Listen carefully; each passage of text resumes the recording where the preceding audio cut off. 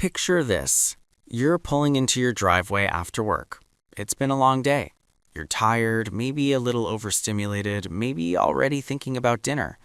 And as you slow down, you notice your neighbor across the street unloading groceries from a brand new SUV.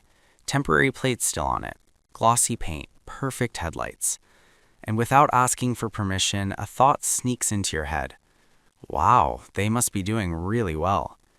Have you ever had that moment? That quiet comparison you didn't plan on making?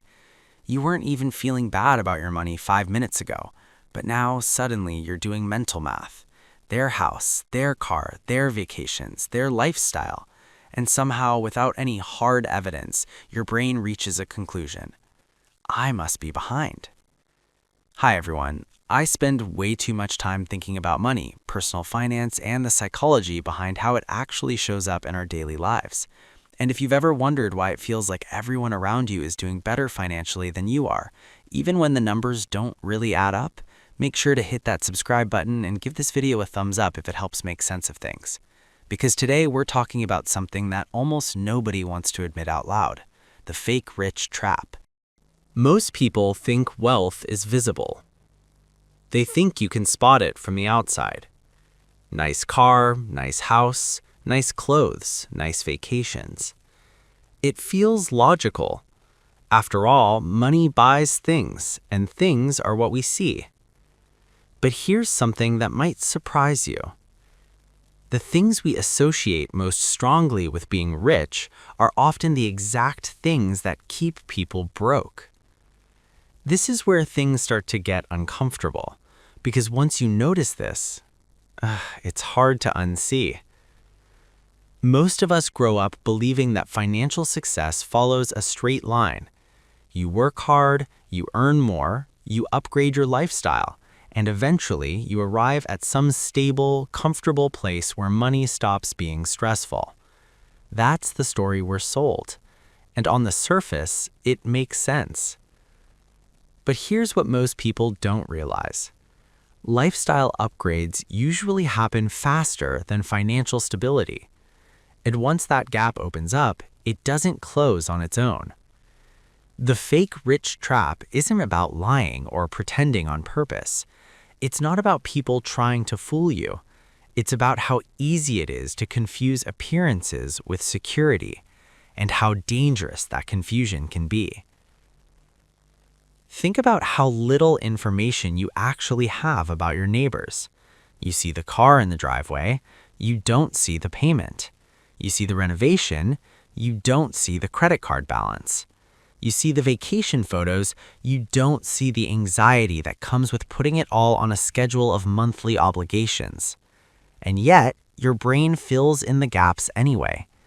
It assumes that what looks expensive must be affordable, that what looks comfortable must be stable, that what looks successful must be secure. And this is the part nobody talks about. Our brains are really bad at understanding hidden costs, especially recurring ones. A $70,000 car doesn't feel like $70,000 when it's framed as only a few $100s a month. A big house doesn't feel risky when the mortgage is approved and the payments technically fit on paper. A lifestyle doesn't feel fragile when everything is still working. Until it isn't. Here is where things get interesting. A huge number of people who look rich are actually operating with very thin margins. They don't have much room for error.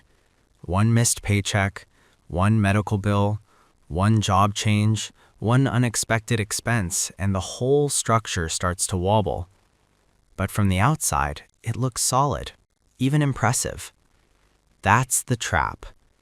Because when you compare yourself to someone who is fake rich, you're not comparing your reality to their reality. You're comparing your full financial picture to their highlight reel. And that comparison can quietly push you to make decisions that don't actually serve you. Most people think the pressure to spend comes from advertising. And sure, ads play a role. But the stronger pressure often comes from proximity. From seeing what looks normal around you, from wanting to keep up with what appears to be the baseline. You don't want to feel left behind. You don't want to feel like the only one not upgrading. You don't want to feel like you're failing adulthood. So you stretch a little, then a little more. And because the consequences are delayed, it feels fine at first. This is where things change. Over time, that stretched lifestyle becomes your new normal. The payments stop feeling temporary, they just feel like life. And now, instead of money giving you options, it starts giving you rules. You have to earn at least this much. You have to keep this job. You can't take that risk. You can't slow down. You can't step back. From the outside, you look rich. On the inside, you feel trapped. And here's the quiet truth that almost never gets said.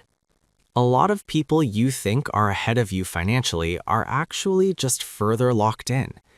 They have nicer things but less flexibility, more status but more stress, more admiration but less margin. Meanwhile, the people who look unimpressive financially often have something far more powerful: room. Room to breathe, room to say no, room to change direction, room to absorb shocks. But room doesn't photograph well. It doesn't get likes. It doesn't turn heads in the driveway. So we undervalue it. Most people think being rich means having nice stuff. But here's something that really reframes things.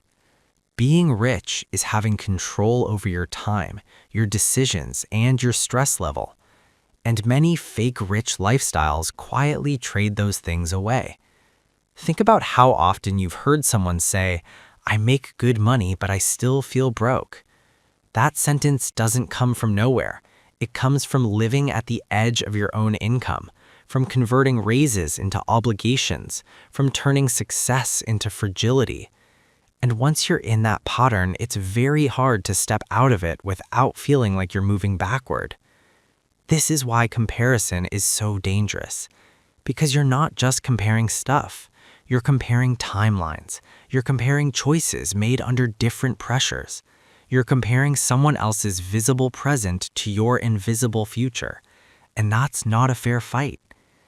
Most people think they'll feel better once they catch up, once they get the nicer car, the bigger place, the better looking life. But what often happens instead is that the finish line moves.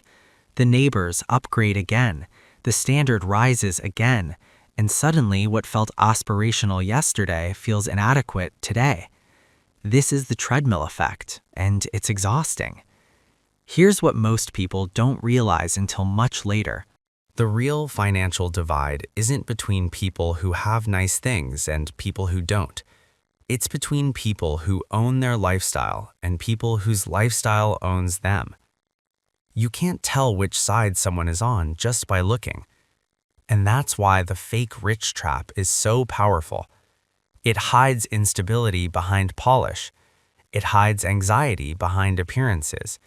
And it makes people who are actually doing okay feel like they're failing. If you've ever felt that, I want you to pause for a second. Feeling behind does not mean you are behind. It often means you're comparing yourself to an illusion. A carefully maintained illusion that depends on constant income, constant spending, and constant momentum. And here's the thing. Momentum is fragile. One slowdown and everything starts to feel heavy. The people who avoid the fake rich trap often make choices that look boring. They drive older cars. They live in smaller places. They say no more often. They don't upgrade just because they can. From the outside, it doesn't look impressive. From the inside, it feels calm. And calm is underrated. Calm lets you think clearly. It lets you plan. It lets you invest slowly and consistently. It lets you make decisions based on what actually matters to you, not what keeps you looking on track. This doesn't mean everyone with nice things is broke. Of course not. There are people who are both wealthy and visible about it. But there are far more people who look wealthy than actually are. And the danger isn't them. The danger is letting their appearance rewrite your definition of success. Most people think money stress comes from not having enough, but often it comes from having too many obligations attached to your identity. Once your self-worth is tied to how you appear financially, every decision feels loaded. Every purchase feels symbolic. Every downgrade feels like a failure. And that's not a healthy way to live with money. Here is where things really shift. When you stop assuming that visible wealth equals real wealth, your choices get quieter, more intentional, less reactive. You stop asking, what will this look like? And you start asking, what will this feel like in 2 years? That question changes everything. Because 2 years from now, no one will remember what car you drove, but you will remember whether you slept well, whether you felt trapped, whether you had options when life changed. The people who quietly win with money often look ordinary, sometimes even behind, but they're playing a different game. They're optimizing for stability, not admiration, for flexibility, not flash, for peace, not proof. And that's a game worth playing. If you're watching this and feeling like everyone around you is ahead, I want you to hear this clearly. What you're seeing is not the full story. It never is. You don't need to keep up. You don't need to perform.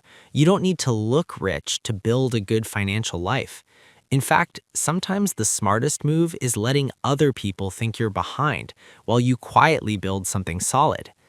If this video made you feel a little less anxious, a little more grounded, or helped something click, that's the point. Money isn't about winning comparisons. It's about creating a life that feels stable, flexible, and yours. And once you see the fake rich trap for what it is, you're far less likely to fall into it.